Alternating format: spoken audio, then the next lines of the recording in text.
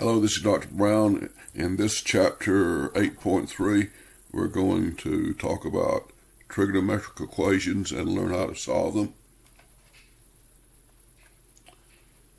These are some of the topics we're going to cover. First, we're going to look at a single trigonometric function in an equation and see how to solve it. Then we're going to solve trigonometric equations using a calculator. In fact, just about all of the problems we address in this chapter can be solved using a calculator. And then we're going to look at trigonometric functions that are in quadratic form, and if we can factor them, we should be able to solve them. Then we're going to solve trigonometric equations using fundamental identities. What we're really going to do is look at some quadratic equations that we can transform by using a fundamental identity and then solve it by factoring. And then we're going to look in general how to solve trigonometric equations using a graphing utility. So let's start out by solving equations involving a single trigonometric function. Let's just look at this function here. Y equal 2 sine of x minus 1. And if you graph it, it's obviously a sine wave with a period of 2 pi. And but it's shifted down by minus 1. And the amplitude is 2. Now, if we ask the question, when is this function equal to 0, we can look right at the graph and determine that. In fact, we're asking the question, when is 2 sine of x equal to 1, or sine of x equal to 1/2. And if you looked at your unit circle, you see that the sine of a function is equal to 1/2 when the angle is pi over 6 and 5 pi over 6.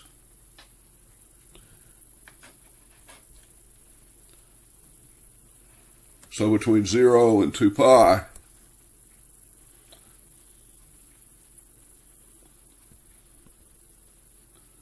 we see pi over 6, 5 pi over 6, and then beyond that, if we add 2 pi to 5 pi over 6, we get 13 pi over 6. And if we look at the one over that's less than 0, the first one we see is minus 7 pi over 6. So notice you could really just graph this equation and find out when it goes through zeros. In fact, if you'll just consider what it looks like all the way to the right to plus infinity and to the left to minus infinity, it will be crossing the x-axis many, many times, and there will be many, many solutions. Now, suppose we wanted to find all the solutions of a trigonometric equation, cosine of theta equals 1/2. And it asks us to find a general formula for all the solutions and lists 8 of the solutions. First of all, let's go look at the unit circle where cosine of theta is equal to 1/2. Well, cosine of theta is the x value, and the x value is equal to 1/2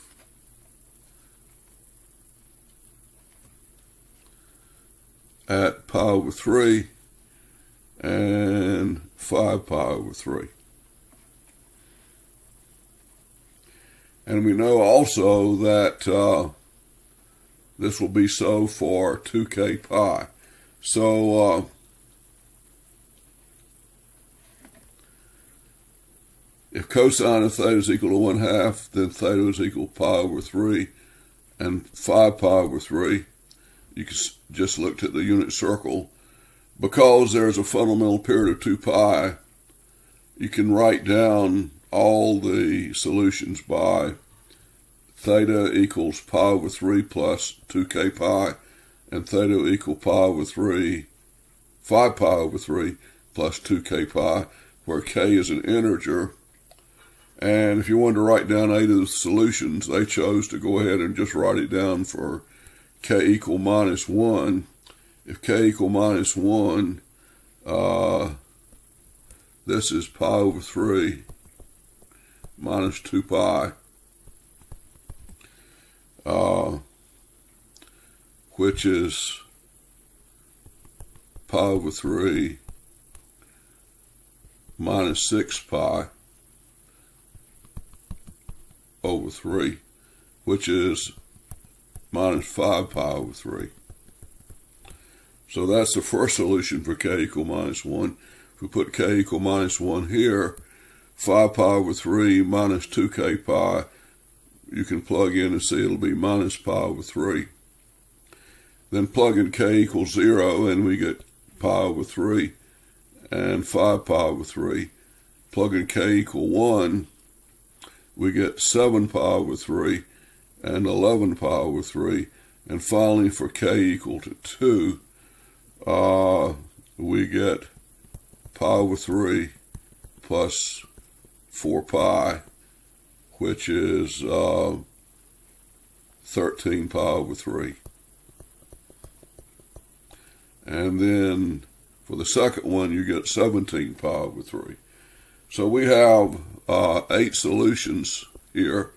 And if you keep on adding k, you get more and more solutions. And this is just a graph showing between 0 and 4 pi what 1, 2, 3, 4 of the solutions are.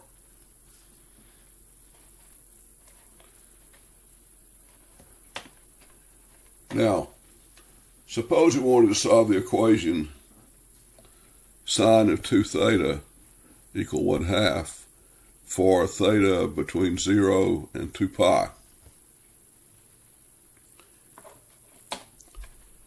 Well, 2 theta, sine of 2 theta is equal to 1/2 when 2 theta is equal to pi over 6 and 5 pi over 6. So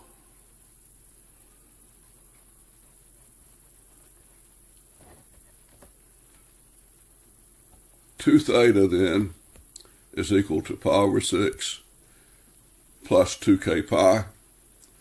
2 theta is equal to 5 pi over 6 plus 2k pi. So if we're solving for theta, we need to divide by 1/2, and we get theta equals pi over 12 plus k pi, and theta equals 5 pi over 12 plus k pi. So now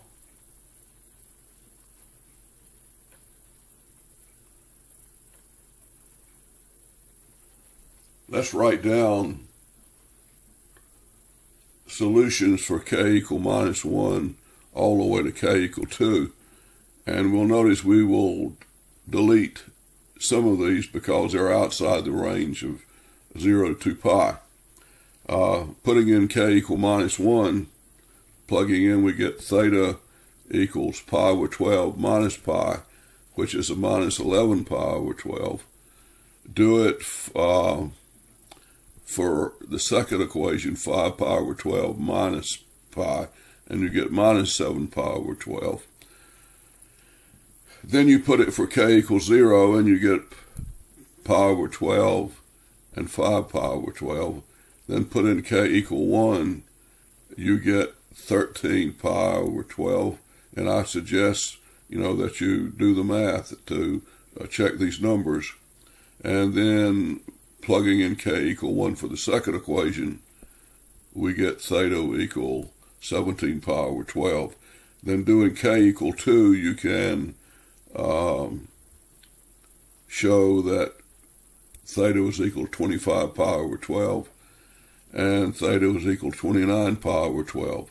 Now the ones that are within the range 0 to 2 pi are the four middle solutions. So the solution set is pi over 12, 5 pi over 12, 13 pi over 12, and 17 pi over 12. And this means that the graph of sine of 2 theta intersects the line y equal 1/2 at these points. Pi over 12 and a half, 5 pi over 12 and a half, 13 pi over 12 and a half, and 17 pi over 12 and 1/2.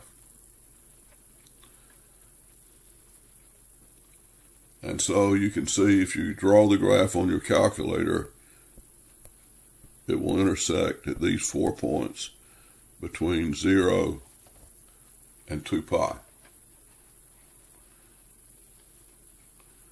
Now, we can solve trig equations using the calculator. And I'm going to show you a way that I would always do this. Here, we want to solve the equation tangent of theta equals 2. Well, notice that and we want to do it between 0 and 2 pi. And that's also asking when y equals tangent of theta plus 2 equals 0. So I would suggest that you put in your calculator y equal tangent of theta plus 2. Graph it on your calculator between 0 and 2 pi. And look where the graph goes through 0. And you'll notice there are 2 points. And for this particular one, I'm going to go ahead and do the entire thing and verify that it crosses at 2.03 and 5.17. Let's take the calculator and put in y equals tangent of theta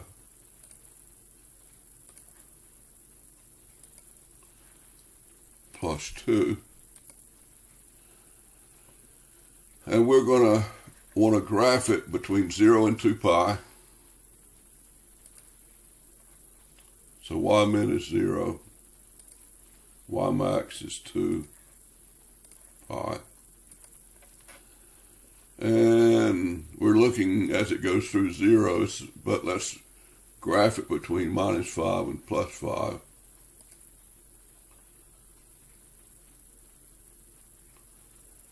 And notice you get this graph, and to find out where it crosses, you put a trace on so you can look at the cursor and move the cursor over to the left.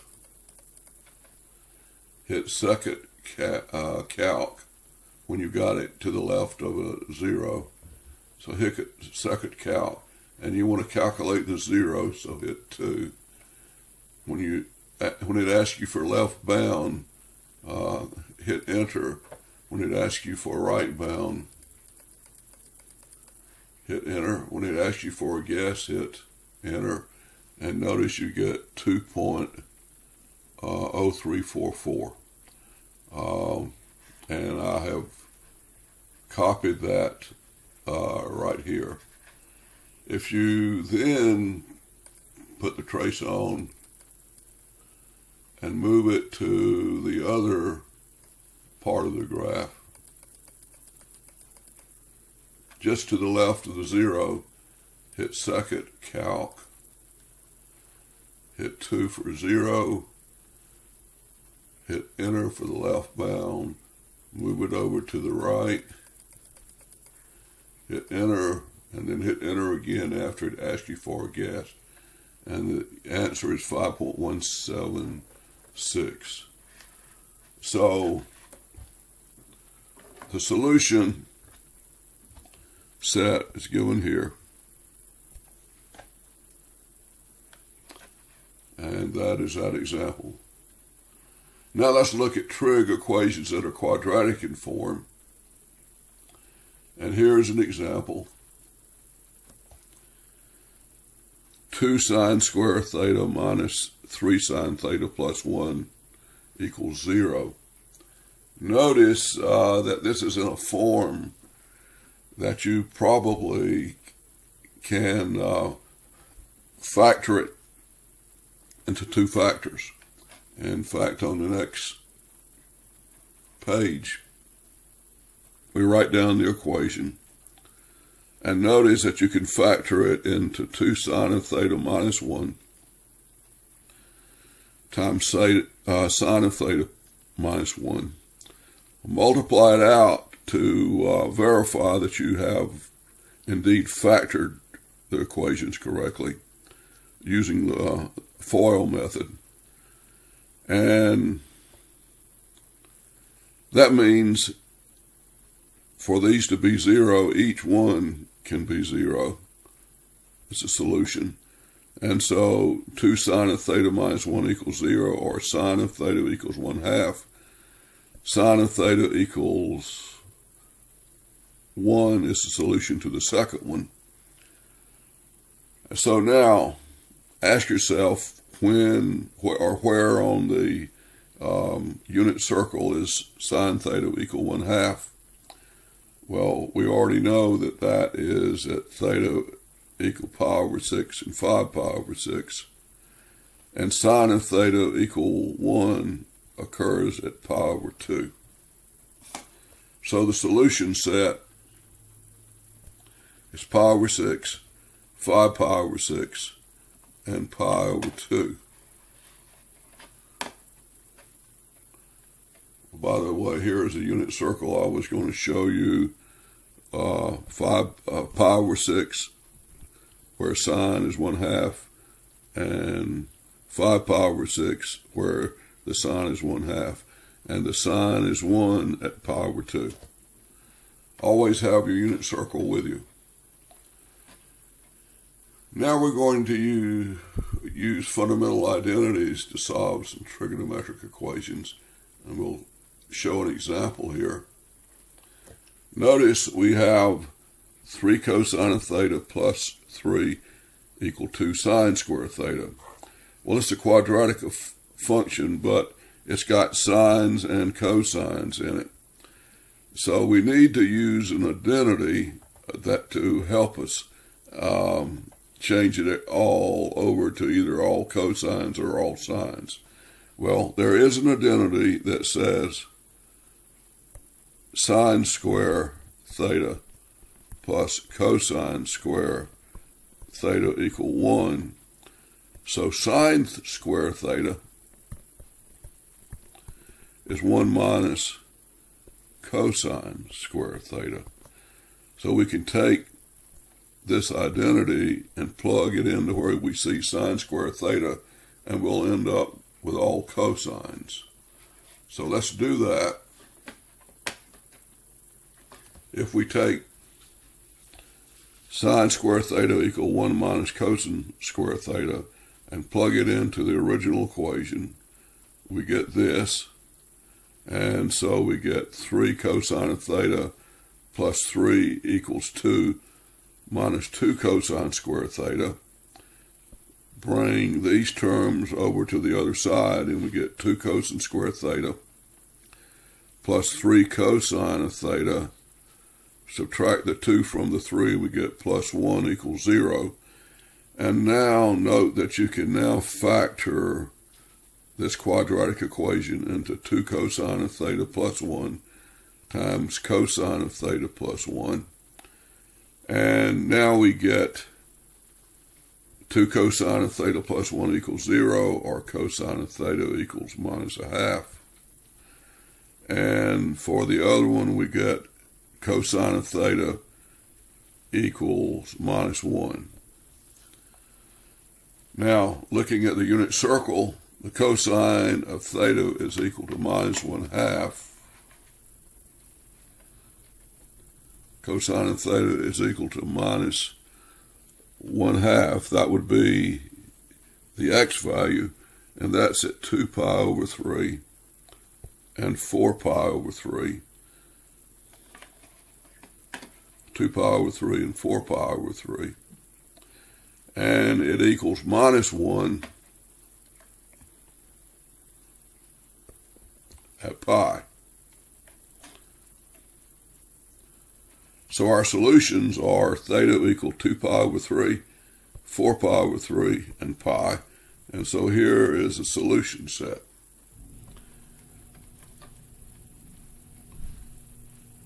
Now, there are some trigonometric equations that can't be factored and can't be solved analytically, and you just simply have to use a graphing utility. And I'm going to show you one here in which you want to solve 5 sine of theta plus x equal 3. I would subtract the 3 from the left side and put y equal 5 sine of x plus x minus 3. Graph it on your calculator and solve for the zeros. Now, if you will take your calculator out and graph it, you will find out, first of all, let's go ahead and do this, and I'll show you how you would determine where the solution is. You really don't know where the solution is at the beginning, but go ahead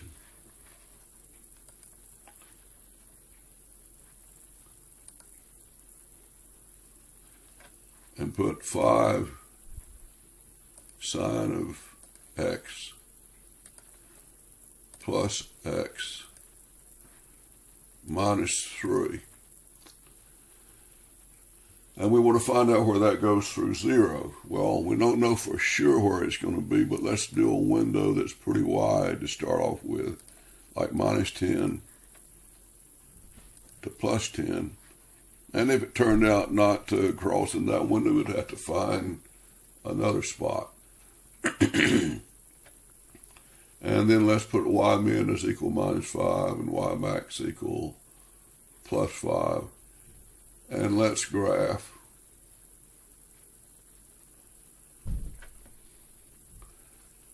And now, on the right side of the window, we see it crossing in 3 places. Obviously, because of the x in the equation, it's going to continue to increase indefinitely to the right and decrease indefinitely to the left. So now if we change our x window from 0 to, say, 7,